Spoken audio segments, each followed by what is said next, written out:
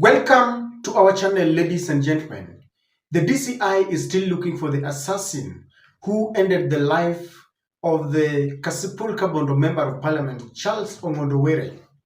This death has really caused a storm and it has opened a Pandora's box. Members of the public have decided to prosecute this case in the courts of the public opinion, and there are divided opinions on this.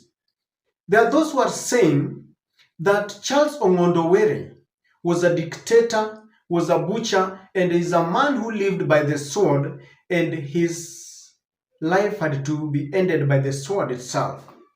Maverick, Aoko, for example, is saying that Ongondo was a thug. Those who live by the gun are inclined to go the same route.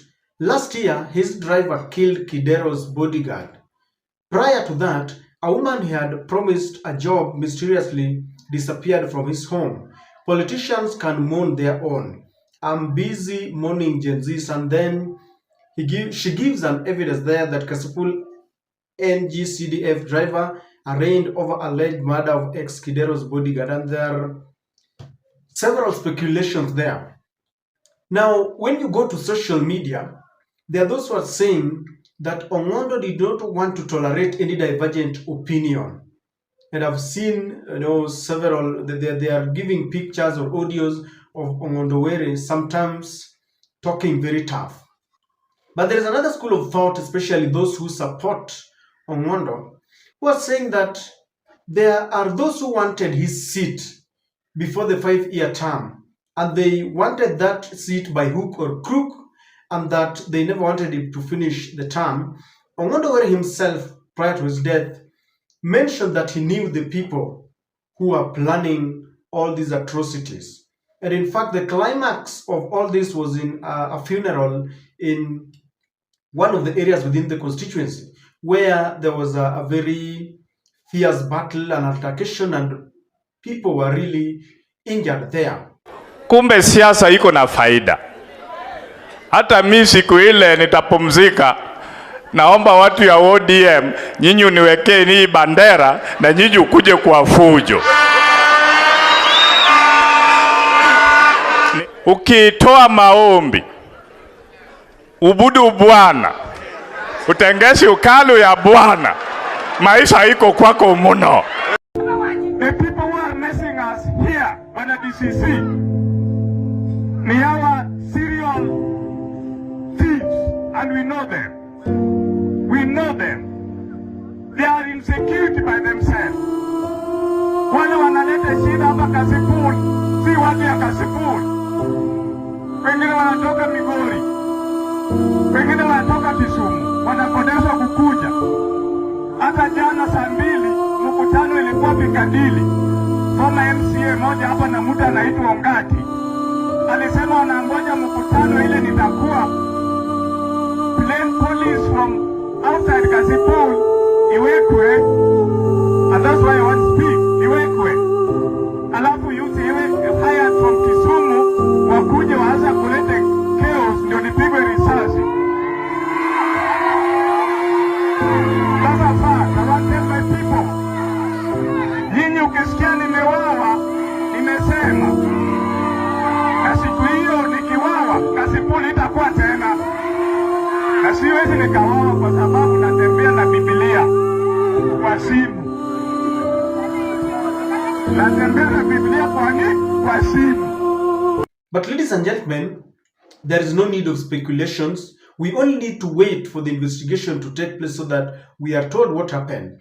But this video will tell you, even before the completion of the investigation, just how this death exposes quite a lot of things. Like I said, it opens a Pandora's box. Kindly subscribe to our channel, click the notification bell, please like and share our videos. Ladies and gentlemen, when you look very closely, you'll realize that Ongondo and some of his competitors were reading from different pages. And this has revealed the ugly side of the ODM politics. It is not only in ODM, UDA, Wiper, Jubilee. When you look at what is happening within those parties, you will realize that there is a lot of bloodshed.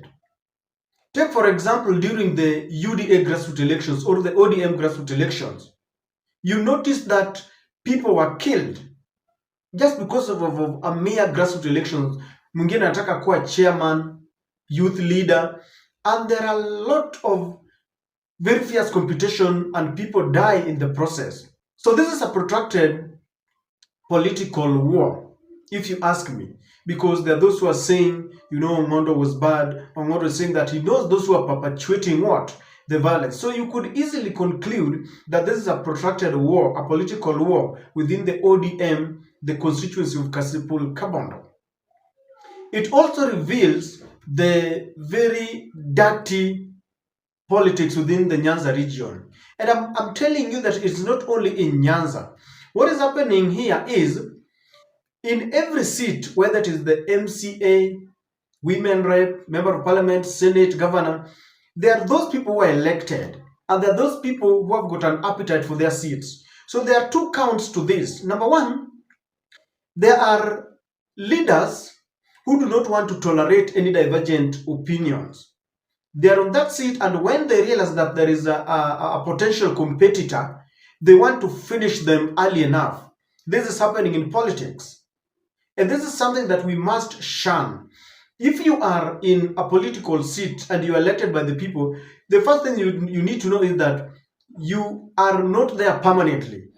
Because, for example, you must have taken it from someone else. Maybe you defeated someone. So you should know that you're not there permanently. And your only sure bet is to work for the people rather than trying to intimidate the people who have got an appetite for your seat.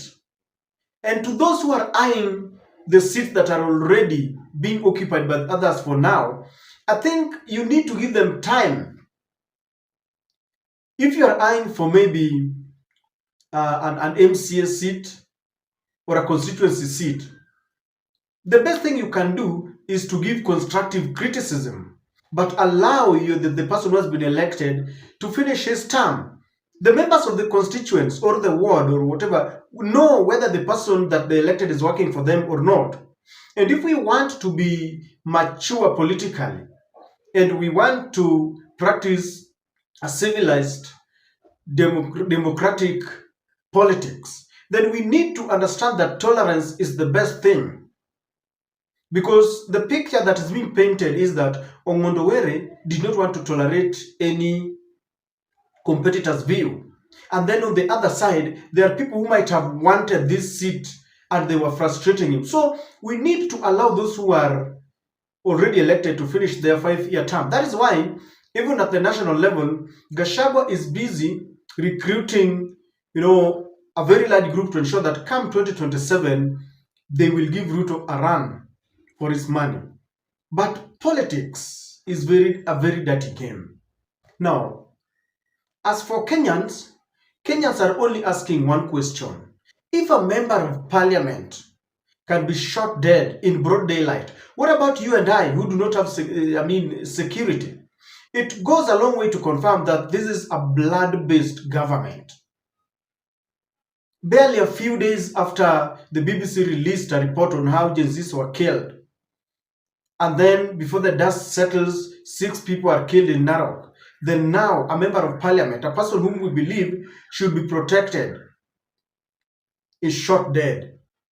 Then it tells you that our security is compromised because we thought that a member of parliament should be protected. As a matter of fact, we pay for his security by taxpayers' money. And this exposes this government. Apart from the fact that it exposes the rot in politics, it exposes our government. It only shows you that the only person, we are only guarded by the grace of God, because this kind of government cannot be trusted with our security.